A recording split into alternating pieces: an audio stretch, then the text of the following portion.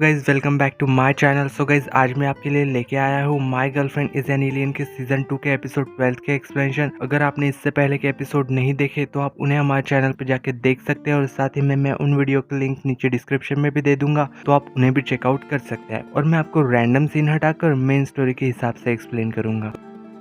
तो अब तक की स्टोरी ये थी कि यहाँ पे फैंग को उसके सच्चाई के बारे में पता चल चुका था, इसलिए फैंग उसे यहाँ पे अकेला छोड़ के चला जाता है और यहाँ पे जाओशी अकेले बैठी हुई थी। तभी यहाँ पे जांगशी आ जाता है और उससे पूछ रहा था कि क्यों, क्या हुआ, तुम्हारा मूड इतना ऑफ क्यों है, क्या तुम्हारी मिस्टर फैंग से लड़ाई हो गई। यहाँ पे जाओशी उससे कह रही थी कि कुछ नहीं हुआ, बस थोड़ी सी मिसअंडरस्टैंडिंग हुई है, बाद में ये सब ठीक हो जाएगा। फिर यहाँ पे जांगशी उसे एक टॉफी देता है और उसे कहता है कि इसे खाने से तुम्हारा मूड अच्छा हो जाएगा। इसलिए यहाँ पे जाओशी उसे खा लेती है और उसे भी ये अच्छी लग रही थी। यहाँ पे जांगशी उससे कह रहा था कि चलो मैं तुम्हें घर छोड़ देता हूँ। यहाँ पे जाओशी उससे देख के कह रही थी कि तुम्हारा इतना फेस मुझे इतना फेमिलियर क्यों लग रहा था। यहाँ पे जांगशी कहता है कि चलो ये तो अच्छी बात है कि हम अब फ्रेंड्स बन सकते हैं, जब भी तुम्हें जरूरत हो तो बस मुझे याद कर लेना। नेक्स्ट सीन में हमें दिखाया जाता है कि यहाँ पे उसके स्टेप मॉम का भाई इन दोनों को भड़का रहा था फैंग के खिलाफ, और यहाँ पे इन पर उसकी बातों का कोई भी असर नहीं पड़ता। तभी यहाँ पे फैंग आ जाता है और वो यहाँ पे उनका नाम भूल गया था। फिर तभी यहाँ पे उसका असिस्टेंट आता है और उसे वहां से ले जाता है। बाद में हमें दिखाया जाता है कि वो सभी लड़कियों के नाम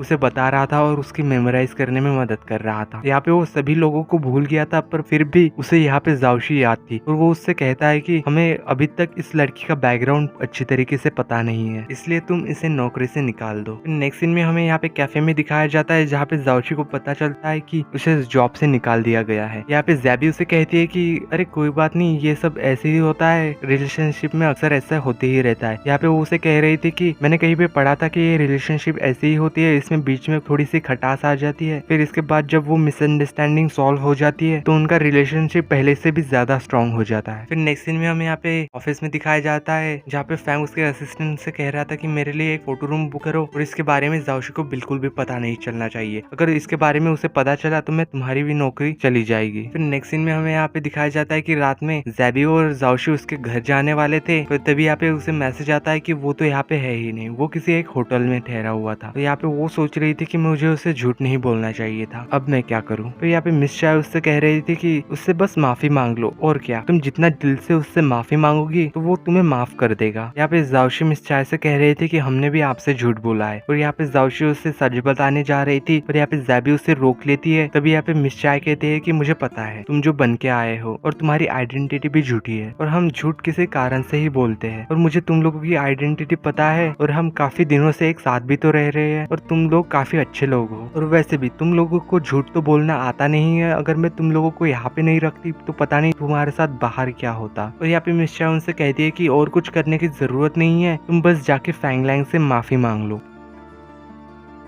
फिर नेक्स्ट सीन में हमें यहाँ पे दिखाया जाता है कि फैंग एक होटल में ठहरा हुआ था, और तभी यहाँ पे जाओशी आ जाती है एक वेटर बन के, और यहाँ पे फैंग को लग रहा था कि कोई वेटर आई होगी, और यहाँ पे जाओशी वहाँ पे एक सॉरी का केक और काफी सारे बलून्स लेके आई थी, और वो यहाँ पे उन बलून्स को फुलाने लगती है। और तभी यहाँ पे उसके मीटिंग में बैठे हुए लोग उससे बात कर रहे थे, और वो उनसे कहते हैं कि पहले आप अपना पर्सनल काम कर लीजिए। और यहाँ पे फैंग उनसे कह रहा था कि पर्सनल मैटर की कोई जरूरत नहीं है, क्योंकि मैं अपना पर्सनल और प्रोफेशनल काम अलग अलग रखता हूँ। यहाँ पे वो मीटिंग कंटिन्यू करने लगता है, और यहाँ पे फिर से वो लोग कहते हैं कि सर आप पहले अपना पर्सनल मैटर खत्म कर लीजिए। तभी यहाँ पे फैंग पीछे मुड़ के देखता है तो यहाँ पे जाओशी उसके लिए एक सॉरी का सॉन्ग गा रही थी, और यहाँ पे तभी अचानक से फैंग अपना लैपटॉप बंद कर लेता है। यहाँ पे फैंग सिक्योरिटी को बुला ही रहा था, तो यहाँ पे जाओशी कहती है कि प्लीज तुम मुझे 10 मिनट दे दो, 5 मिनट दे दो, 2 मिनट, 1 मिनट तो दे ही सकते हो। और फैंग यहाँ पे 1 मिनट के लिए मान जाता है। यहाँ पे जाओशी उससे कहती है कि चलो तुम जो कोई भी क्वेश्चन मुझसे पूछोगे मैं उसका सच सच जवाब दूंगी। यहाँ पे फैंग लैंग उससे कुछ काफी सारे क्वेश्चन पूछता है, पर यहाँ पे जाओशी किसी का भी जवाब नहीं भी दे पाती, क्योंकि अगर वो उन क्वेश्चन का जवाब दे देती तो उसकी आइडेंटिटी रिवील हो जाती, या फिर उसे ये पता चल जाता कि वो उसके पास से हार्मोन्स कलेक्ट करने आई है, इसलिए वो उसे बताना नहीं चाहती थी, कुछ यहाँ पे बोलती ही नहीं है। यहाँ पे वो गुस्सा हो जाता है और उससे कह रहा था कि तुम मुझसे माफी मांगने आई हो और एक भी क्वेश्चन का मुझे एक्सप्लेनेशन नहीं दे रही, तो ऐसे कैसे चलेगा। यहाँ पे जाओशी कहती है कि मैं उन क्वेश्चन का तुम्हें एक्सप्लेनेशन तो नहीं दे सकती, पर मेरी कुछ वैल्यू है तुम्हारी कंपनी में, क्योंकि मैंने तुम्हारे लिए वो परफ्यूम बना के दिया, इसलिए तुम मुझे ऐसे ही नौकरी से नहीं निकाल सकते। या फैंग उससे कहता है कि मैं झूठे लोगों को अपनी कंपनी में नौकरी में नहीं रख सकता। या जाओशी कहती है कि मैंने एग्रीमेंट पढ़ा है और तुम मुझे ऐसे ही नहीं निकाल सकते। या फैंग कहता है कि चलो ठीक है, तुम जॉब करने आ जाना, पर मैं भी देखता हूँ कि तुम कब तक यहाँ पे जॉब करोगी। फिर यहाँ पे नेक्स्ट सीन में हमें दिखाया जाता है कि उनकी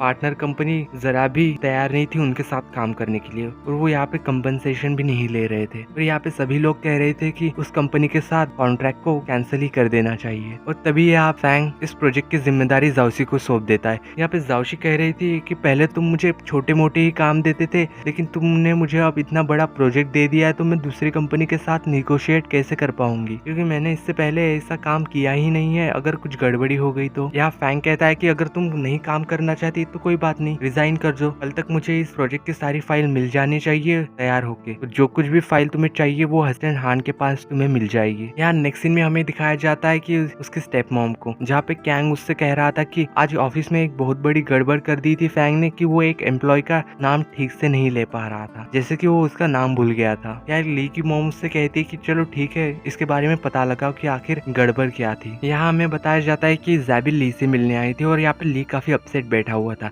इसलिए यहाँ पे ज़ैबी उससे कहती है कि मैंने काफी सारे ड्रामास देख रखे और काफी सारी मूवीज भी देख रही थी, और मेरे पास काफी सारे आइडियाज भी है कि कैसे तुम इस घर से बाहर जा सकते हो। पहले तो ये तुम अपनी मॉम की बात मार लो और ये पेंटिंग का पैशन छोड़ दो। और इसके लिए फैंगली यहाँ पे मना कर देता है और कहता है कि मैं पेंटिंग करना कैसे छोड़ सकता हूँ, और दूसरा ये कि सब कुछ छोड़ छाड़ के तुम अपने पेंटिंग के ही पैशन को फॉलो करो। यहाँ पे फैंगली कहता है कि मैं इतना भी ये नहीं कर सकता, वो मुझे इतना प्यार करती है, तो इसकी वजह से मेरे मॉम डैड काफी ज्यादा दुखी हो जाएंगे, इसलिए मैं ये भी नहीं कर सकता। फिर यहाँ पे ज़ैबी उससे कहती है कि तीसरा तो ये तुम उन्हें समझाओ कि तुम पढ़ाई तो कर सकते हो, लेकिन यहीं पे करना चाहते हो, क्योंकि उन्हें इनसे तो मतलब नहीं कि तुम पढ़ाई कहाँ पे करते हो, उन्हें तो बस डिग्री चाहिए और चाहती है कि तुम कंपनी में काम करो। और ये आइडिया सुन के यहाँ पे ली भी खुश हो गया था कि इस तरह से वो पढ़ाई करते हुए यहीं पे रह सकता है, मतलब कि पढ़ाई के नाम पे वो यहाँ पे कुछ भी कर सकता है। यहाँ पे ली उससे कहता है कि पढ़ाई तो मुझसे होती नहीं है, क्योंकि किताबों को देख के मुझे नींद आ जाती है। यहाँ पे ज़ैबी कहती है कि अरे कोई बात नहीं, मैं तुम्हें पढ़ा दूंगी, ये तो बहुत ही आसान है। इस बात से ली काफी खुश हो जाता है, इसलिए वो उसके सिर को सहलाने लगता है। और यहाँ पे जिस वजह से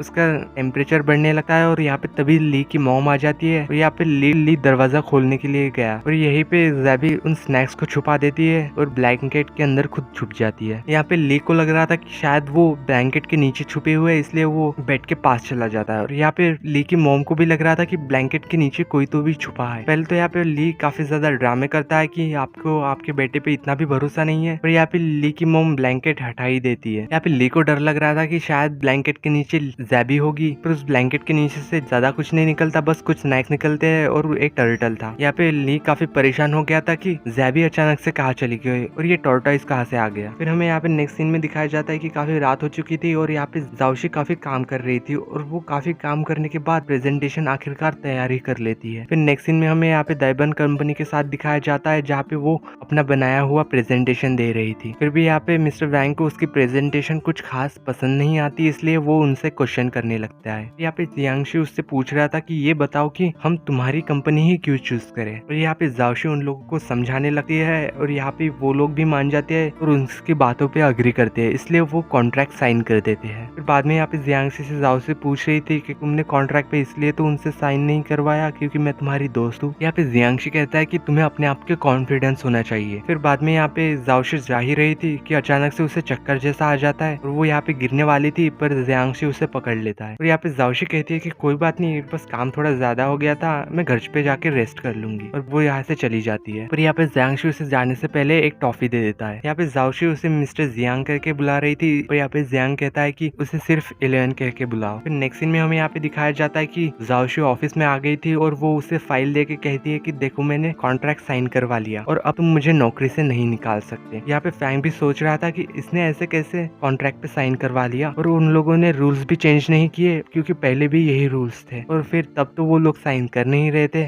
फिर अब कैसे कर दिया। फिर नेक्स्ट सीन में हमें यहाँ पे दिखाया जाता है कि ज़ैबी जाओशी को एक आइडिया दे रही थी कि तुम अपने बॉस को कोई छोटा मोटा गिफ्ट भी दे सकती हो, जिससे कि वो इम्प्रेस हो जाएगा। फिर नेक्स्ट सीन में हमें यहाँ पे ऑफिस पे दिखाया जाता है, जहाँ पे जाओशी और जियांगशी का एक फोटो वायरल हो रहा था, जिसे देख के यहाँ पे फैंग काफी गुस्सा हो जाता है, और वो ये बात उसके डॉक्टर को बताता है। देखो ये लड़की क्या क्या कर रही है। यहाँ पे उसका डॉक्टर उससे कहता है कि ये तो कोइंसिडेंस भी हो सकता है ना, क्योंकि उसने तुम्हारी कंपनी के लिए कितना बड़ा काम किया है। है और उसने तुम्हारे लिए उस कॉन्ट्रैक्ट पे साइन भी करवा लिया। और यहाँ पे फैंगलिंग इस बात से गुस्सा था और वो उससे दूर रहना चाहता था, पर उससे दूर भी नहीं रह पा रहा था क्योंकि जाओशी उसकी नेबर थी। फिर वो यहाँ पे उसके असिस्टेंट से कहता है कि जहाँ पे मैं रहता हूँ उस बिल्डिंग को पूरी खरीद लो। फिर हमें यहाँ पे नेक्स्ट सीन में दिखाया जाता है कि मिस चाय यहाँ पे रो रही थी और यहाँ पे जाओशी आ जाती है, तो उससे पता लगता है कि उसे आज के आज ही ये बिल्डिंग खाली करनी होगी। यहाँ पे मिस चाय उसे रोते हुए बता रही थी कि ये बिल्डिंग उसके एक्स बॉयफ्रेंड की थी और वो आज भी उसका वेट कर रही है यहाँ पे, और मैं यहाँ से छोड़ के नहीं जाना चाहती। और यहाँ पे जाओशी भी उसे ऐसे परेशान देख के खुद भी परेशान हो रही थी, इसलिए वो गुस्से में फैंग से मिलने चली जाती है। और यहाँ पे वो उससे रिक्वेस्ट करती है कि तुम प्लीज मिस चाय के लिए इस बिल्डिंग को मत खरीदो क्योंकि वो अपने प्यार का इंतजार कर रही है। और यहाँ पे फैंग उससे कहता है कि तुम्हें प्यार का मतलब भी पता है, अगर पता होता तो तुम मुझसे पहले झूठ नहीं बोलती। और इसी सीन के साथ एपिसोड 12 की एंडिंग होती। तो यही तक था my girlfriend is an alien के सीजन 2 के 12th एपिसोड की एक्सप्लेनेशन। इससे आगे क्या हुआ वो आपको 13th एपिसोड में पता चलेगा। अगर आप चाहते हैं कि मैं इस सीजन के 13 एपिसोड की भी एक्सप्लेनेशन वीडियो बनाऊं तो आप मुझे कमेंट करके बता सकते हैं और साथ ही में किसी और ड्रामास के लिए सजेस्ट भी कर सकते हैं। तो यही तक था my girlfriend is an alien के सीजन 2 के एपिसोड 12 की एक्सप्लेनेशन, 13 एपिसोड और ऐसी ड्रामास की एक्सप्लेनेशन के लिए आप हमारे चैनल इंकार्ट को सब्सक्राइब कर सकते हैं। अगर वीडियो अच्छी लगी हो तो लाइक द वीडियो। तो चलिए मिलते हैं ऐसी किसी न्यू और इंटरेस्टिंग स्टोरीज के साथ, तब तक के लिए peace out and thanks for watching.